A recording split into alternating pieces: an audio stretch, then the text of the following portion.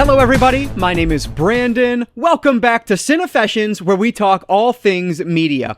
So I'm here today with another collection update, and this time around I'm going to be talking my June 2021 book haul. So these are all of the books I grabbed in the month of June, excluding of course all of my thrift store books. I do a thrift store series, so if you want to see the books I grabbed from the thrift store, definitely check out my thrift store hauls because there's quite a few. But these ones are basically everything else. So I only have like 9 physical books this time, which about half of them are graphic novels. The other half are, there's a couple middle grade, and then there's just some media tie-ins in here as well. So lots of different things to talk about. Plus, I have some digital graphic novels again this month, along with some audiobooks. So a whole gamut of different things here to talk about. So I am excited to share with you guys everything I ended up grabbing last month, even though this is a little bit of a smaller month compared to normal, which frankly is a good thing. But anyway, so I hope you guys enjoy this video, and if you do, please give it a like down below. That really does help me out. I appreciate all of your support. But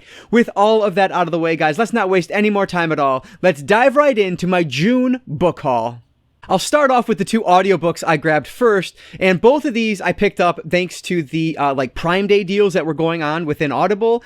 Everything on the store was at least 50% off, and I think both of these I picked up were actually 70% off. So they were an excellent deal for audiobooks, much cheaper than I get with my credits. So this was really an awesome deal. So the first one I'll talk about is Gunnar Hansen's Chainsaw Confidential. So if you guys are a horror fan, the name Gunnar Hansen is probably very familiar with you. He is Leatherface himself from the original Texas Chainsaw Massacre, and this book is basically a making of from his perspective. Now, I've heard so many excellent things about this book over the years. It's often cited as kind of one of the essential movie books, or horror movie books at least, and so I'm really intrigued to check this one out. It will probably be something I read in the month of July here, so really excited to get to this one. Like I said, heard great things about this. I've never heard anything negative, and the reviews are super positive on Audible. So yeah, Gunnar Hansen himself actually narrates this. So I am super intrigued to check out Chainsaw Confidential, written by Gunnar Hansen. So that's the first audiobook I picked up. And the second one is one that is actually pretty brand new. This is Project Hail Mary, written by Andy Weir. So Andy Weir, of course, is probably best known for The Martian. That is a book that is universally loved. I'll be honest with you, I actually preferred the film over the book. I didn't love the book, but I thought it was well done.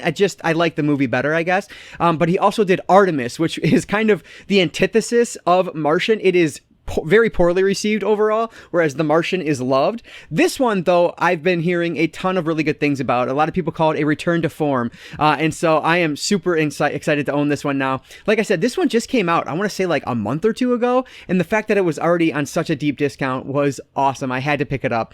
So this is supposed to be like a space thriller. Our main character wakes up and he doesn't know where he is or how he got here, but I think he does remember at least that he's essentially humanity's last hope. So it's kind of an apocalyptic film, I guess, where this one astronaut is trying to save all of Earth. So it sounds amazing. I am really excited to see if I like this one a little bit better maybe than The Martian. So yeah, I just couldn't believe this one was already on sale. So of course I had to grab it. So that's the second audiobook I grabbed, Project Hail Mary, written by Andy Weir. So now let's move on to some of the physical books I grabbed.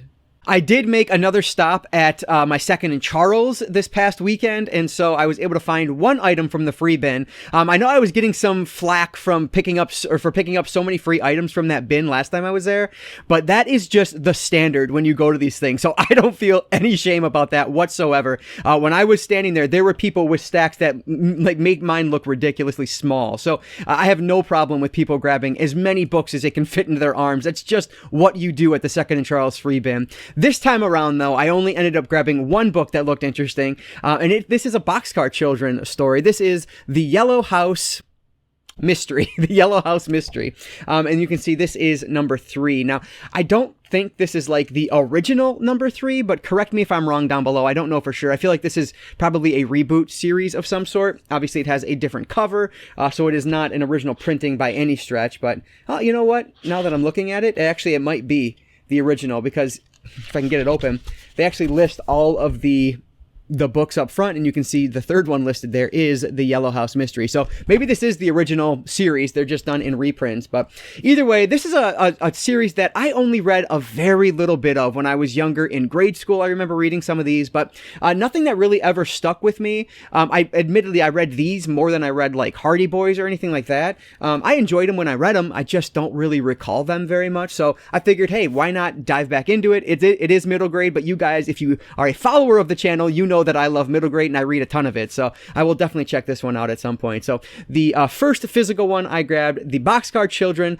the Yellow House Mystery, which is book number 3. Grab this one from the free bin at 2nd and Charles. I am in the process of trying to complete an original Goosebumps series, as I talked about in like last month's book haul, I think it was. And so anytime I'm at 2nd and Charles or any thrift store, if I find any books, I check my list and see what I need. And so this time out, there were a few options, but there was only one that I didn't already have in my collection. So of course I grabbed it. This is The Headless Ghost, written by R.L. Stine. Unfortunately, this is the series that doesn't, or the reprintings that don't have the number on the spine. So I don't know offhand what number this is. I hate that. I don't know why they took that number off the side, off the spine. That's so annoying. But yeah, you can see again the list of all of them right here. If you want to count, you can figure out what number it is. But yeah, so this is one that I have not read before, so it's it'll be a new read for me once I get to it. But yeah, another one for the Goosebumps collection, and I think I'm down to like 20 something that I need now, so not a ton. And with my upcoming vacation plans, I'm definitely gonna hit up some half price books, which in the past, when I used to live near them, I was able to find a ton of Goosebumps book there. So I'm hoping I kind of dwindle that number a little bit on my upcoming trip, but we shall see. So Goosebumps, The Headless Ghost, written by R.L. Stine, and that's the last middle grade book I grabbed. So let's move over to the media tie-in books that I found. This is a kind of non-traditional media tie-in because it's a media tie-in to a graphic novel series or a comic series.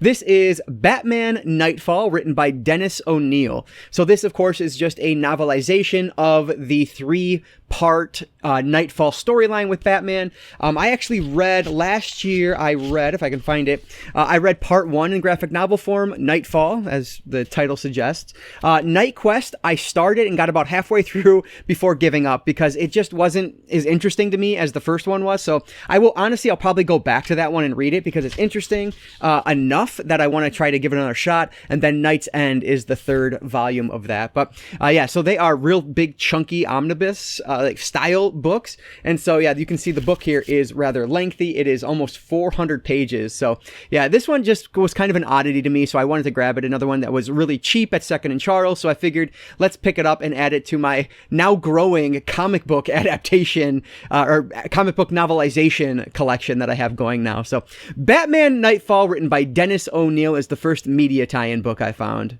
This one is really cool because, again, kind of non-traditional. This is a novelization of a video game. And frankly, I don't even know if it's a novelization of the game. It might just be a continued story from the game. But either way, I'm happy to have it. This is Resistance: The Gathering Storm. And this is written by William C. Dietz, who is another one who is pretty well known in the adaptation game, or the novelization game, rather. I keep wanting to say adaptation for some reason.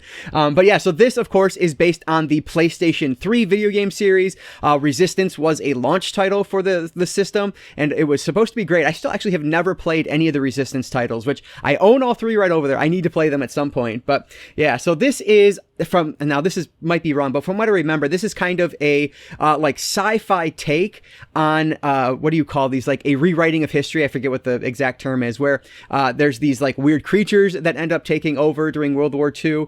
Yeah, July 1951, America, November 1952. So it is a rewriting of history, which I know there is a term. It's not coming to my head right now, but yeah, so I don't know. These look like they're a really fun game series. I've heard tons of excellent things about the series, so I figured I would grab this one since I found it.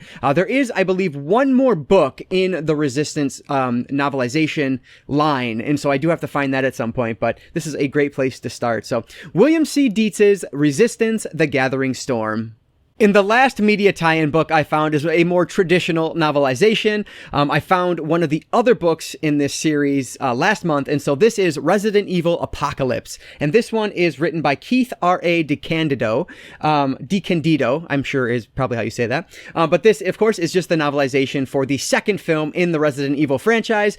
I know this one is probably, I don't know, people don't seem to like this one quite as much as some of the others, but I always enjoyed it. I think it's just a lot of fun. So just one of those mindless video game adaptations. So yeah, I'm hoping this one will be pretty good in novelization form as well. So Resident Evil Apocalypse, written by Keith R.A. DeCandido, is the last media tie-in book I grabbed. So now let's jump over to the digital graphic novels I found.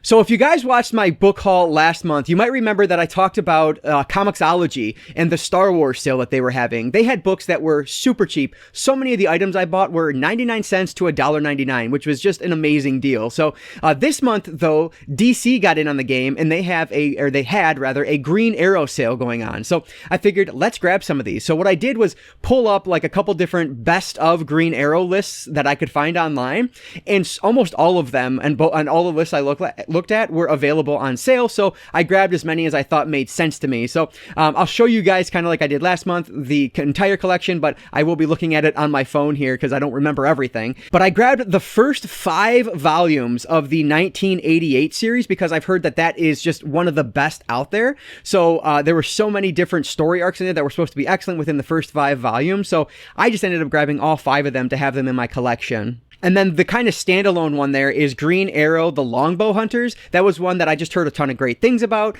Supposed to be, again, just one of the best of Green Arrow, so I figured I'd pick that one up. And then finally, I grabbed the entire Kevin Smith run of Green Arrow, which I believe is the 3 volumes there. You can see Green Arrow by Kevin Smith, and then there is Straight Shooter and The Archer's Quest. I believe that wraps up all of the Kevin Smith run of the book, which many consider to be kind of the penultimate Green Arrow story. So I have a ton of Green Arrow to read now, which is always cool. So yeah, really looking forward to getting to these at some point. But yeah, again, I paid so little for these, I figured why not take a chance? If you don't love the character, you're not out that much, but chances are I'll probably like it. I love Kevin Smith, so I figured I'll enjoy these at least. But yeah, we'll see. So yeah, an awesome Green Arrow haul for me from Comixology. So those are all of the digital graphic novels I grabbed, all Green Arrow related. So now let's talk about the physical graphic novels I picked up. All of these physical graphic novels I actually picked up from Ollie's, which you guys know is like my favorite spot to pick up graphic novels from. So the first one here is DC Bombshells Volume 1 Enlisted. So again, with all of these are like $2.99, $3.99, $4.99. They are super cheap. And so this one, just the art on this looked really interesting to me. It's kind of that, old bombshell style art that you can see on the cover here. So I figured I would give it a shot. I don't know much about this line at all. I know it's part of, I think this was part of the New 52, if I'm not mistaken, though I don't see it written on here now. But yeah, so I don't know. We'll check this out, see if it's any good or not. So DC Bombshells Volume 1 Enlisted is the first graphic novel I grabbed.